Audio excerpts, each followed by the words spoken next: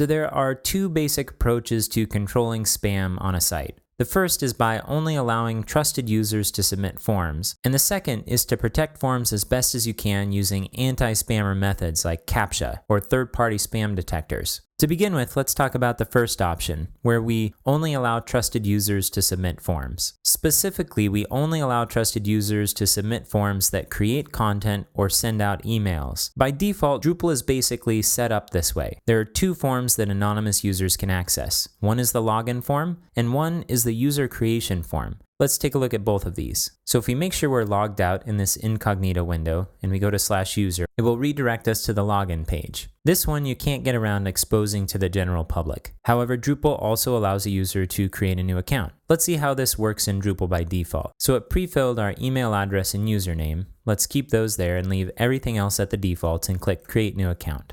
When we do, we get a message that says, "Thank you for applying for an account. Your account is currently pending approval by the site administrator." So the user can submit this form and it will create a user, but that user isn't usable until the administrator approves it. Let's see what that looks like on the administration section. So first of all, let's take a look at the email that got sent out when we filled out the user registration form. So I'm jumping to the mail log page, and here we have account details. So it says, "Thank you for registering at Magnificent. Your application for an account is currently pending approval. Once it has been approved, you will receive another email containing information about how to log in, set your password, and other details." So it's just kind of a courtesy message to let the user know, hey, you actually did submit this form, even though you still can't do anything yet. Let's take a look at their account. I'll go to People, and here's the new account. Under Status, it shows as blocked. We've seen this status before as we've created other accounts, we've just never checked it for a user.